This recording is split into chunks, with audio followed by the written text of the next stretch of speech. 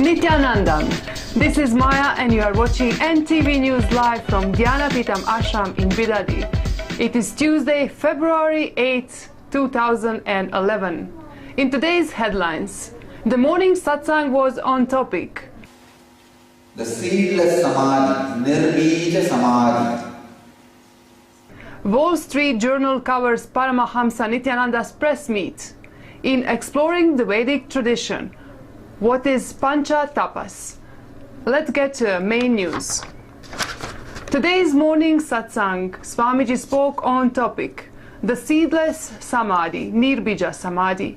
Swamiji continued elaborating on Patanjali Yoga Sutras.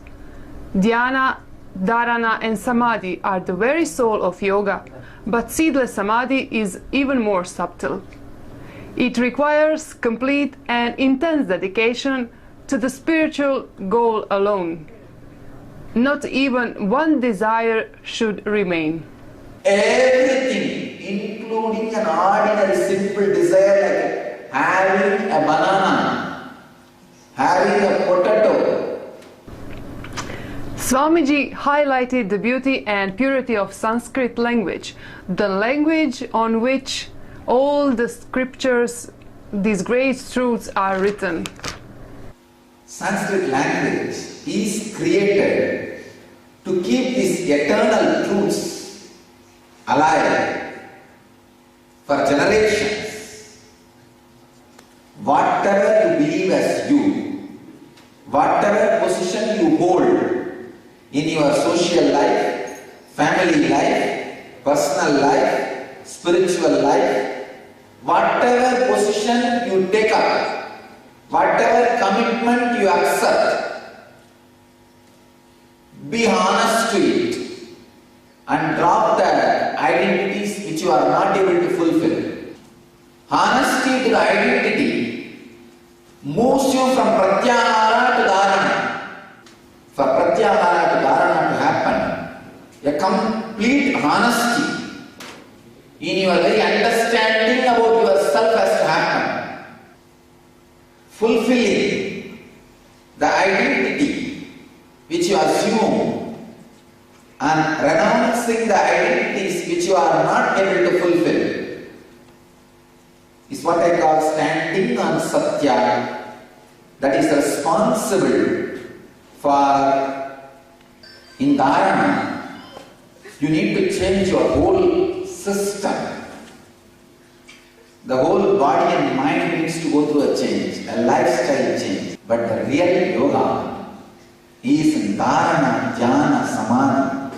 That is the soul of the yoga.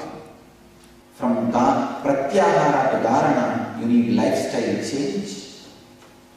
And from Samadhi to nirbeeja Samadhi, you need a complete, intense dedication to the spiritual goal alone. We have legal updates for you tonight. Wall Street Journal covers Paramahamsa Nithyananda's press meets. This is what they wrote. Bidadi, February 1st. Swamiji Nithyananda has rubbished all the sexual abuse charges against him in a press conference in his ashram on February 1st. This is the first time he is speaking openly after the controversial video was aired into our living rooms. He was in his elements and was well prepared to face the volley of questions that was most likely to come his way. He numbered the various accusations against him and gave the counter-arguments. Check our website for the full article, nithyananda.org. A report from Oman and Satsang Center and Holy Paduka's Mandir. After Swamiji's Kriya initiation process last Sunday, Ma Nitya Devi experienced intense energy, and after Swamiji announced materialization of Vibhuti, Ma Nitya Devi for the third time had Vibhuti materialized inside her palms in Samana Mudra. And tonight also we have reports from you from Nithyananda Vedic Temple, Ohio and Seattle. Let's check it out.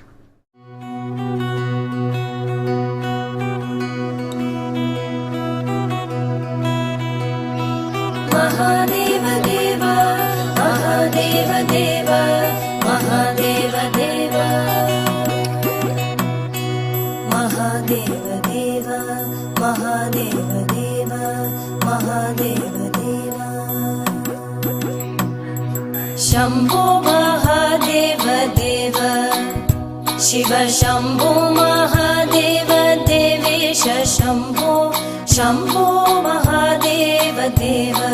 Programs are all so beautiful. It's a great blessing to have these programs. Even though we are so many miles away from Vidadi, we feel like we are already there with Swamiji. Body was shaking, or rather my head was moving left and right, and it was not me doing it. It was just happening on its own, and I believe it's the Kundalini effect. Shuddhamardhendhuchudam bhaje margabandhum, bhaje margabandhum, bhaje margabandhum. Nithyananda, today's special episode of NTV, which is bringing you news from Nithyananda Vedic temples and Satsang centers here in North America. Today we'll be talking with Sri Nithyananda Maharaj here in Seattle. Nithyananda Maharaj, we heard so much about the recent Pujacharya trainings that you've been conducting, and we want to know more because people from all these cities, Toronto, Vancouver, Seattle, Ohio, they've all been talking about this Pujacharya trainings that have been going on in the last few weeks. So we want to know more about it. Can you tell us when all these Pujacharya trainings started and how many you've conducted so far? We started around after LEP, and in October. We started because many temples were starting up. And Toronto, especially in Toronto, they're getting a group together and they get looking for a temple, and all those arrangements are happening.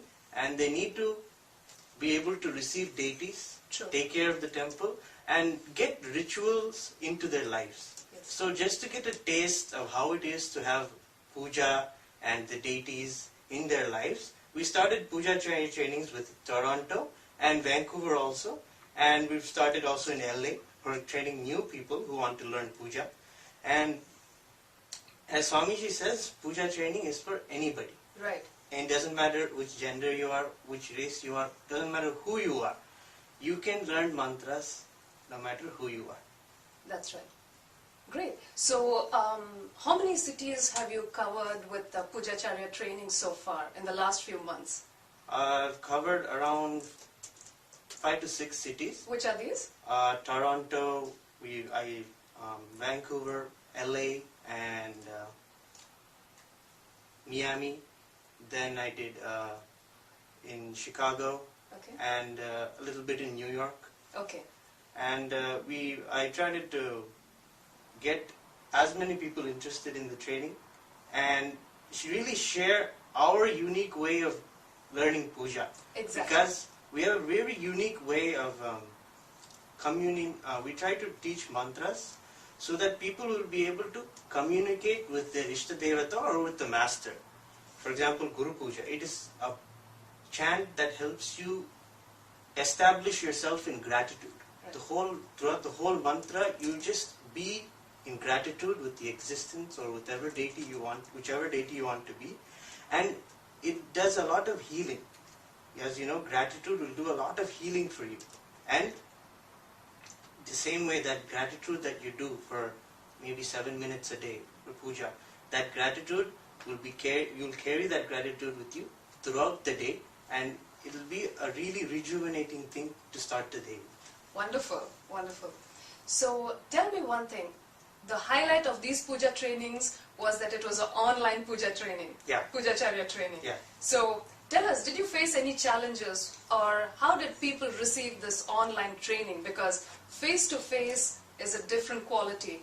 Did you find that people found it difficult to understand, or did you find it difficult to impart this training? There is no difference between doing it in face-to-face or through Skype or any video conferencing. It was exactly the same way as it would be if I did to somebody, if I taught to people just in front of them. So there is not much of a difference, and even it's really nice because many features are there where I can share files through the internet, and immediately things will get to them, and things happen much quicker even Right. through video conferencing. Very true. So how long was this Pujacharya training for each city?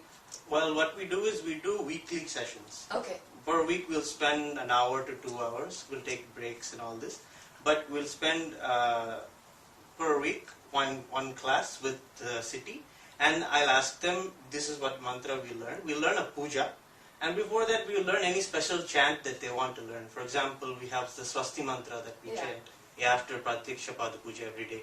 That mantra, we just quickly go through it. We just go through it casually in the class. Yes. Like that, every class will go through it. And like that, slowly people will get it. Yes. The same way we learn Kalabhairava Ashtakam and all these different special chants for deities. But the main part of the class is teaching the pujas for the different deities. We recently started for Subramanya for Toronto, because they're supposed to be receiving a very special Subramanya deity made out of the Navapashana. That's right. And the way we teach classes, a lot of emphasis is put on pronunciation. Mm-hmm. From my experience, I used to chant mantras before. I used to just chant because I always used to hear them. I was just always used to chant them. But when I put awareness into pronouncing the mantras properly, learning them, and then reviewing them, reading them, and pronouncing them properly with the right tune, all this, I found that by me adding awareness to the pronunciation, I would be able to become sensitive to the vibrations of the mantras. That's I nice. felt really energized after chanting mantras, after being aware of the pronunciation. After I chant mantras, I'll be really energized and a really blissful feeling will be there. Right. So we focus on pronunciation in the class so that they'll be able to also become sensitive to the vibrations. And we try to make it very easy. We have some chanting exercises that help you pronounce all the letters, all the syllables in Sanskrit, so that it'll be easy for you. And when we teach, you'll learn quicker.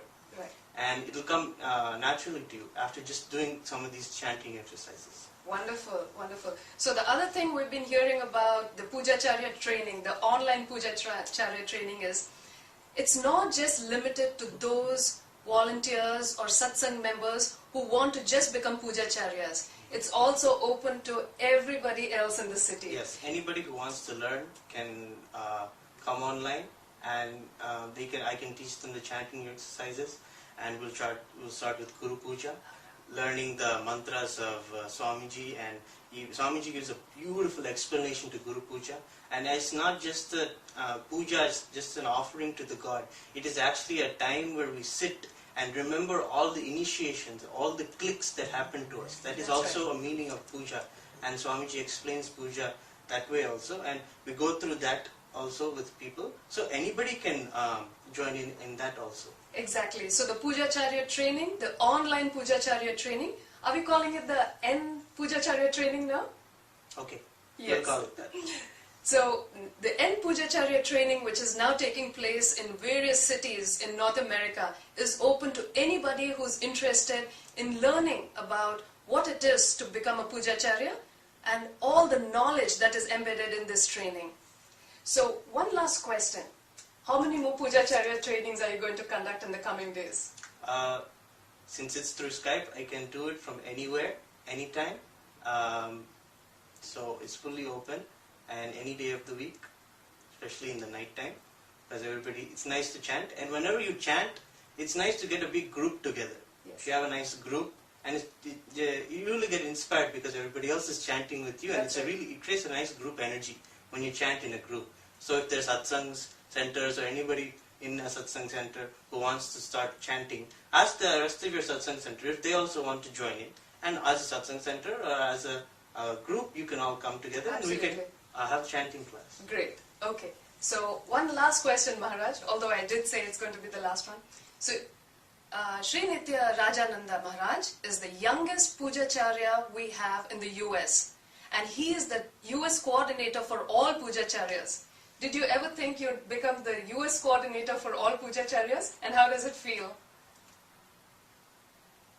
It feels,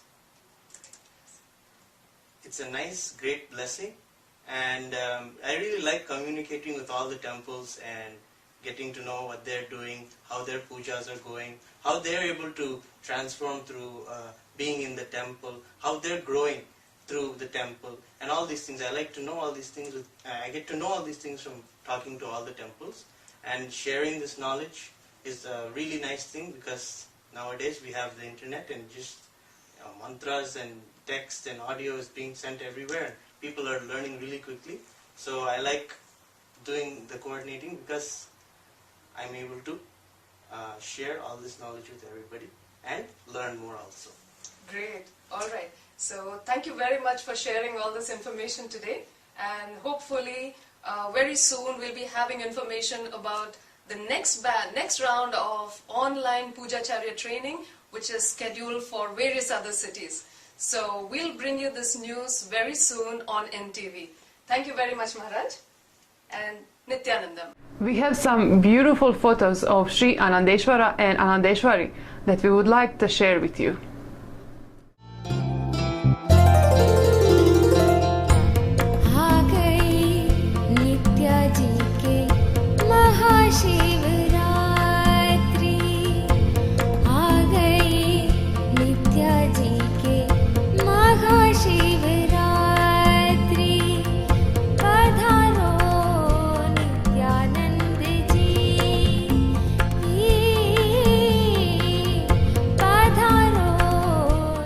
And with this we are going to end our news. But let us hear a quote from Swamiji. Real love keeps you in the moment. That is why it's so powerful. Thank you for joining us, and tune in for tomorrow's updates on NTV. Nithyananda.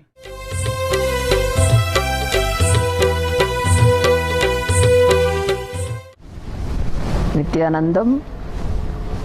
Let us now enter into the next episode of exploring into Vedic traditions. Today we are going to bring forward an understanding about Pancha Tapas.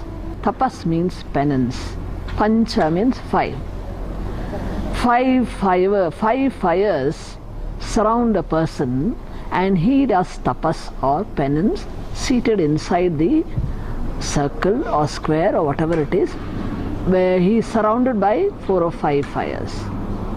This is a tradition found in the Vedic culture, and there are references to this tapas being performed by yogis or seekers who are very intense on their path to enlightenment. This Panchagni tapas is also known as Dhuni tapas.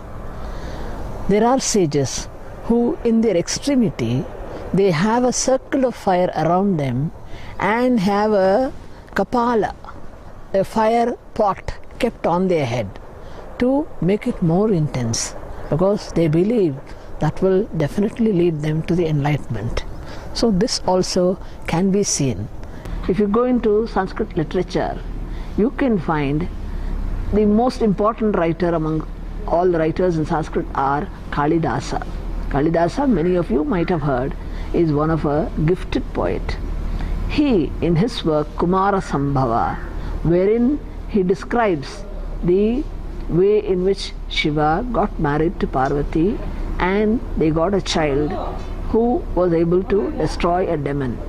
In that epic story called Kumara Sambhava, he describes that Parvati, the mother goddess, who could not win over Shiva just by serving him, finally decided to undertake tapas. And initially she did a light practice of doing tapas or penance. Later on, as the intensity in her flowered, she undertook difficult tapas. And towards the end, when her wish was about to be fulfilled, she had undertaken intense tapas called Pancha Tapas. The description Kalidasa gives is that she is seated in meditation in the midst of 4 fires surrounding her on the 4 directions, with the sun overhead burning. So with this and with the intensity of the purpose she had, she did the tapas. And mind you, he also describes that the tapas went on not only during summer, she carried on forward during the other seasons also. Finally, the prayers which she had were answered when Shiva appeared before her and after a brief test accepted to marry her. That was the intention. Probably if you read it deeper, you may understand that the Mother Goddess wanted to reach the state of Shiva consciousness, and this she had performed by doing the Pancha Tapas. Even now, among certain yogis who belong to particularly one tradition called Ramanandi tradition, they have the practice of doing Pancha Tapas. Pancha Tapas, initially the aspirant may start with 4 fires surrounding him on the 4 directions. Progressively, as the intensity in him starts flowering, he may increase it to 8 fires depending on the 8 directions, and then 16. Finally, when he is total intense, he has a circle of fire. Maybe 84 also is mentioned. 84 fires is also mentioned. There may be circles of fire also. And there are references to yogis doing tapas. Initially, before doing the tapas, they purify themselves, and the tapas is performed by certain people by means of mantra or by sitting oneself inside the circle of fire and doing deep contemplation or meditation. When an enlightened master sits, he is generally surrounded by a circle of fire because he has already gained the ultimate experience. There is nothing new he is going to gain by sitting in the circle of fire to attain something. He has attained everything. And what is the reason why an enlightened master may sit? It is generally as an example to his disciples, to inspire the disciples and to energize the area around him. Not only does he energize the area around him, by sitting himself inside the fire, he can emit positive energy to such an extent that the whole world can connect to him. His energy can spread throughout. And the disciples who are also seated around him in different sets of circles of fire, they get inspired, they get intense in their purpose. And moreover, Pancha Tapas cannot be done by somebody who does not have the intensity. Mind you, it is very difficult to sit inside a fire and do penance or meditation for hours together. It is only a person who has intensity, who has the purpose or the goal of attaining something higher than what he has understood so far. Only such a seeker can have the energy and the strength of mind to sit inside a fire and do the penance.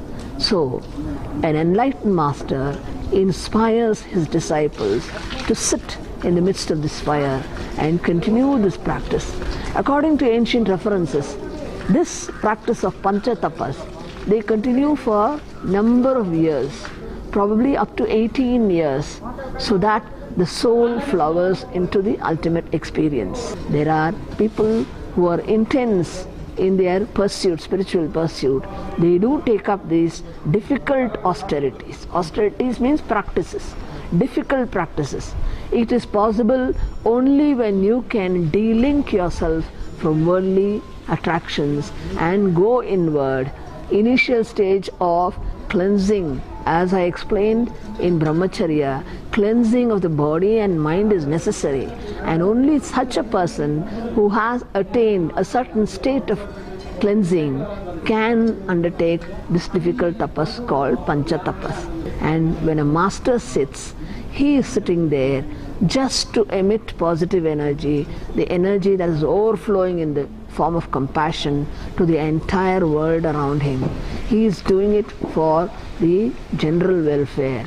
His motive is Sarve Janaha Sukhino Bhavantu. May all the people live blissfully. Loka Samasta Sukhino Bhavantu. May the entire world have bliss in them.